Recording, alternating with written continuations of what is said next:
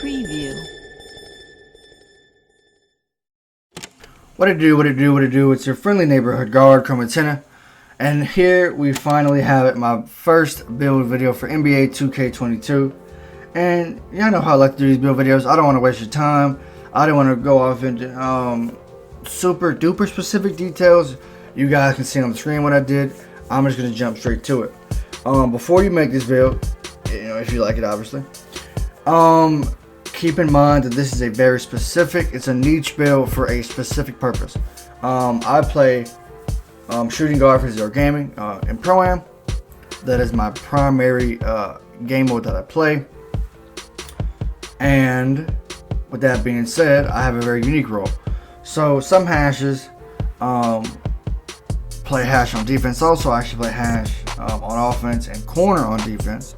So my job mainly is to swing out of the corner, to get rebounds, and to defend the paint. Again, as a guard. So with that being said, I don't necessarily value things that maybe traditional guards would value. So my perimeter is a little bit lower, my speed is a little lower, but my rebounding, my steal, and my block is higher than maybe most guards that you'll face in the park. So peep this.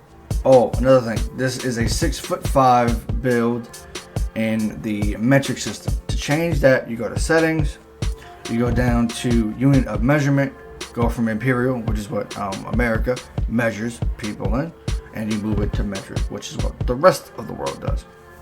So you see on the screen here, I get 18, 27, 30 playmaking, and 20 defensive. And if you know, I screwed up and didn't finish college. I dropped out, and by dropped out I mean Prince of Chan of UCLA, aka Giannis answer to LeBron James. What my behind in college, and I didn't get my plus for it on my shooting regimen when I went to Villanova. When I dropped my second lock build, I was sure to make sure I fixed that issue. So I don't get the extra 4 to my shooting badges. I would have had 31 otherwise. Yeah, this build is dope. I don't think it's great for the park, if I'm being totally honest, but I think for Pro-Am, if you're looking to play Pro-Am and your point guard is hash on defense, your lock is on top, and you're wondering what you can do on defense as a shooting guard, this is probably what you can do. By the way, if you make this as a 2 guard, I mean as a small forward, you do come out with the same badge layout. I've already tested it. But here's the park variation and a non-Pro-Am variation of the build. So you go no interior and just raise the perimeter, and you lower your steal a little bit if you can. If you really value perimeter or steal more than an 85-85 split or 80-80 split, you can also lower your mid-range, which will also lower your close shot, by the way, to make that proper adjustment. It's really whatever you want to do. I will give you this advice for sure. If you have a vision for your build, stick to it. I think for me, I didn't make the exact build that I wanted, and I kind of regret it. I could have made this build a lot better, if I'm being completely frank with you guys. I could have made the same lock build with a 90-something perimeter, a 90-something steal, and still get 50 interior. If I make that build, maybe I hit a million BC on the wheel. I'll definitely share that with y'all, but that's an evolve for now. But this is the park variation, as I said before. Another thing to be aware of that I really like is, y'all know me, I'm a mid-range guy. I love my moving shots, I love my step backs, I love my pull-ups.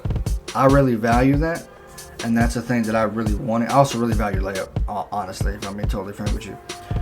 Be wary of the height requirements for certain animations. So I really wanted the Steph Curry layup package, so I went for an 80 layup, right? And I got it, and I messed up because I wasn't 6'4", which is 1.94 in the metric system. Please be aware of that when making your build, or you're going to regret it. I made that mistake too, and if you watch the stream when I first stream making the build that first day, that's what happened. Anyways, it's a playmaking checker that no matter how you make it, based on these specifications.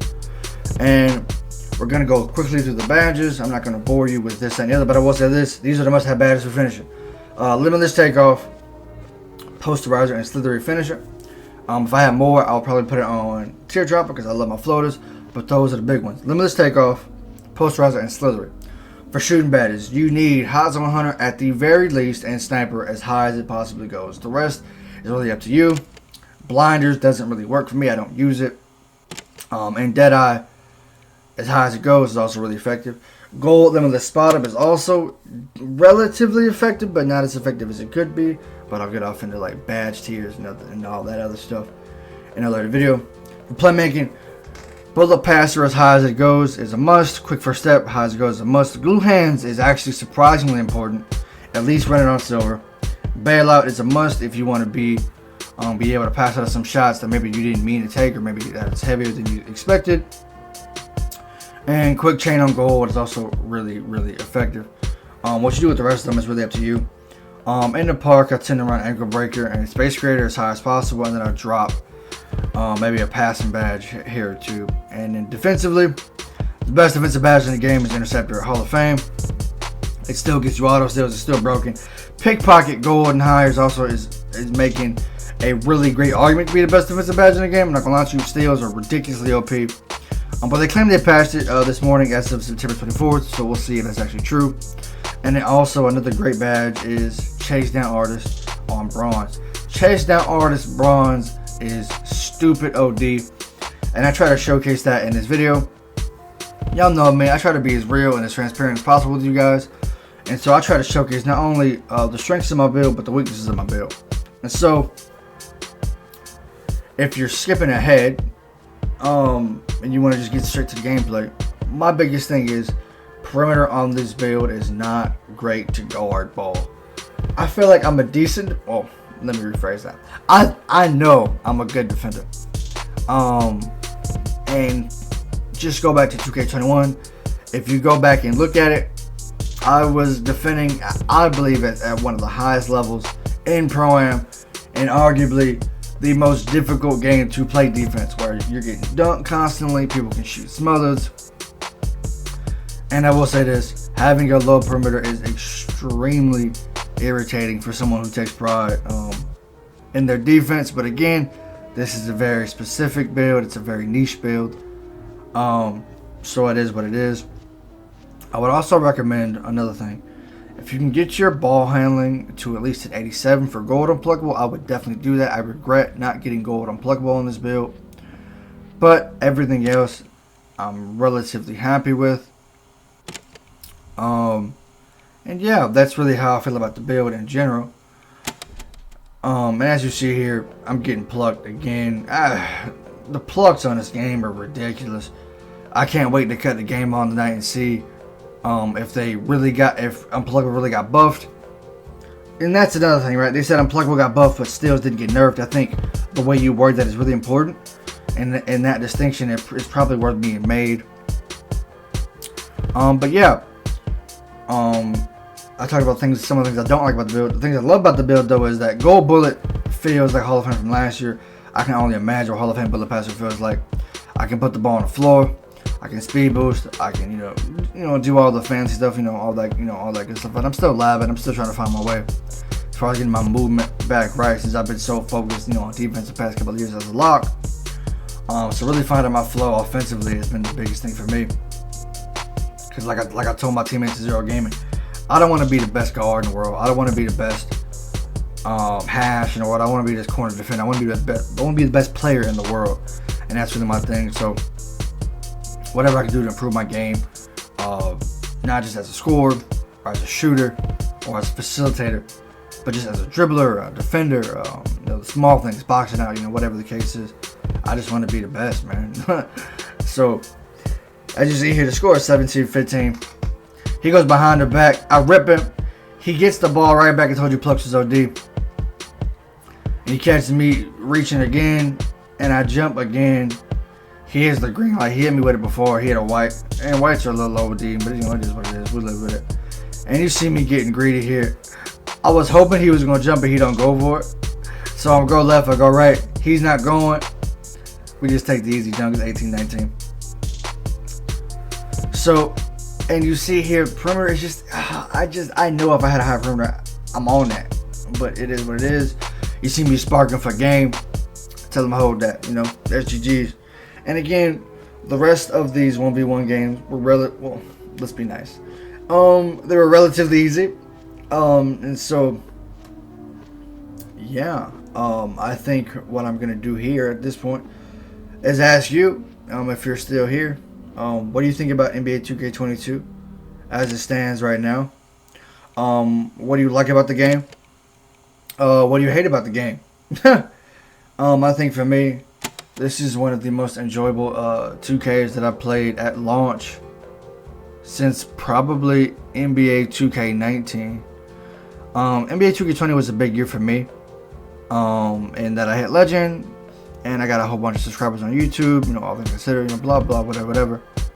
But I think at launch, I didn't have anywhere near as much fun in the first like month of the game than this 2K and probably NBA 2K22. I'm sorry, 2K18. So I'm having a blast so far. I hope you're also having fun. And here are some critiques, I guess, for a lack of a better word, for the game up to this point. By the way, you see me live. You see me with the little quick stop. I'm trying to get right, man. The old quick stop is back in the game. But I'm still working on the 21 next gen version of the quick stop. I didn't have to use it. It wasn't really a thing that I needed in my repertoire. But I think to continue improving in my game, that's something I got to include. But anyways, going back to my critiques. We talk about the plugs. We talk about the whites dropping. Sniper needs to be nerfed, I think, in my opinion. But again, if everybody's eating off of whites, it doesn't. It doesn't really matter. I mean, you know how it is. It's like if everybody is benefiting from the same thing, then you got to stop it regardless. You don't just have to stop it. They also have to stop it. It's just a thing that, you know, has to be dealt with. But I think blocks are secretly very overpowered. I have a 66 block. That's decent, right? That's not super high. LeBron James has like a 60-something block on 2K, I imagine. But I'm not gonna lie to you. The way that my build, and I get another block right there. Well, a heavy contest. The way that my build locates the ball in the air when I go up for a block is a little ridiculous.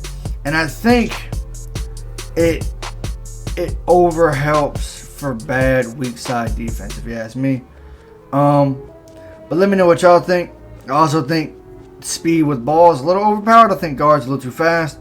I think that left, right, side to side mess doesn't use up enough stamina. But don't get me started. That's another story for another day. I'm your friendly neighborhood guard, chromeantennae. I love you all. And here's a reminder to please don't be racist, homophobic, or transphobic. And I will catch you all in the next video. Hopefully dropping soon. Step back king. Bam! Alright, y'all. I love you so much. Wear your mask. Be safe. Peace.